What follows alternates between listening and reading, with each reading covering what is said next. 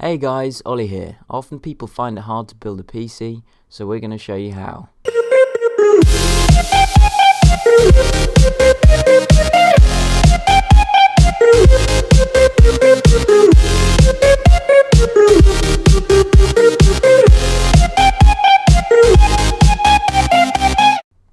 The first thing you'll need is a motherboard.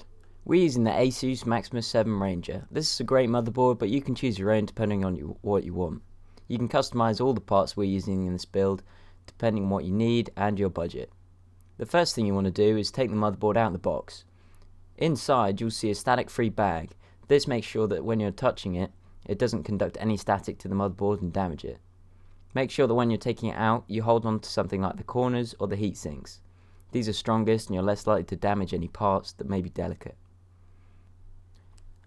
After you've done that, take the motherboard out of the plastic bag. You want to put the bag to one side, and you definitely don't want to rest your motherboard on top of it. It does conduct static, so don't use it again unless it's going inside. Place the motherboard on top of the box it came in. This makes a great static-free workstation while you put the rest of the parts in that we're going to use. Next, you want to grab your CPU. They generally come in a little packet like this to protect them against static. Head over to the motherboard and pull up the retention arm. Pull it back and open up the parts. You want to grab your CPU and match up the corners.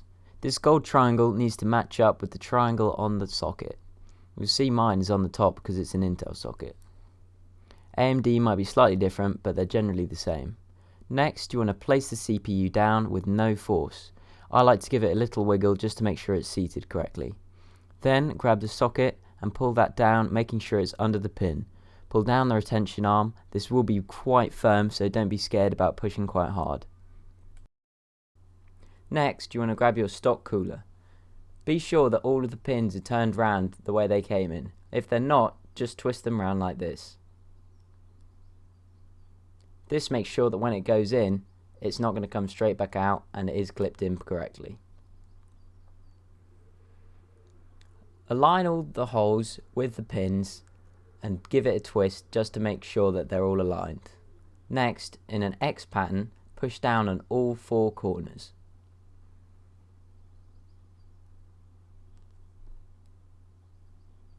On the back, just check that they've come through correctly and that they clicked when they went in. Next, grab the 4-pin connector and put it in the CPU fan labeled header above the fan. Head over to the RAM slots. This is where your RAM is going to be seated. We're using a dual pair, so we're just using two matching colours. Match up the notch on your RAM DIMM with the notch in the memory slot. Align the RAM with the slot, making sure that it's the right way around. Push down on one side and then the other where the clip is placed. Some motherboards have clips on both sides, but for ours we've just got it on the one. When you push down, make sure that the clip does hook in correctly. Grab the I/O shield that came with your motherboard and put it in the back of the case, pushing down on all four corners. This box is all the parts you'll need. Place them in a magnetic parts tray so you don't lose them. Place the motherboard inside the case, being careful to align it with the center standoff. Check your motherboard's manual for the screws you need to use when screwing the motherboard into the case. Make sure all the screws are firm, but don't do them too tight, and if you see the motherboard bending, just let off on some of them. Grab your 24-pin cable and plug it into the 24-pin socket on the right of the motherboard. The 8-pin CPU connector normally goes in the top left of the motherboard to give power to the CPU. Next, plug in your USB 3, USB 2 and HD audio. We're using both an SSD and a hard drive, so we're using two cables.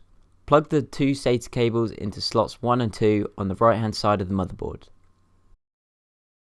Next, plug in the rest of the I/O cables. Grab the SSD and the bracket it goes with. Install it with 4 screws in an X pattern, making sure they're not too firm but that it's not going to come out.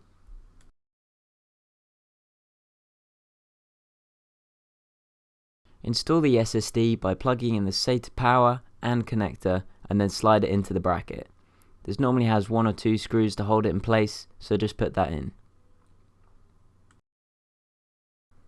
The hard drive is pretty similar, but it can vary from case to case. Install with 4 screws into the bracket.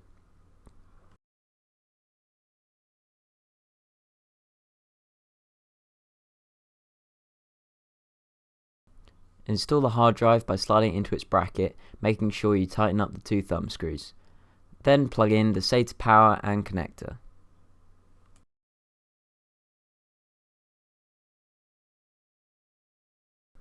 Unscrew the PCI covers adjacent to the PCI lane you're going to use for your graphics card. To install your graphics card, start by pushing down on this clip. Then align your graphics card and firmly push it in until the clip snaps back into place. Then re-screw in the thumb screws on the left hand side. Plug in your graphics card power connectors. These vary from card to card depending on how much power they use.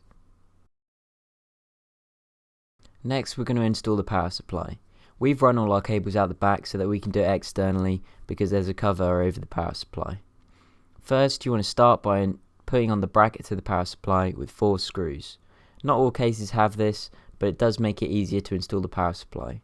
Make sure the fan is pointing downwards so that it gets fresh air and exhausts out the rear.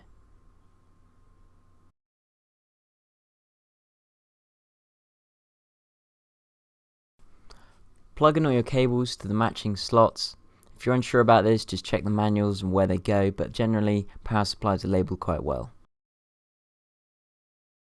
Then slide the power supply into the case and do up the thumb screws so it's nice and tight.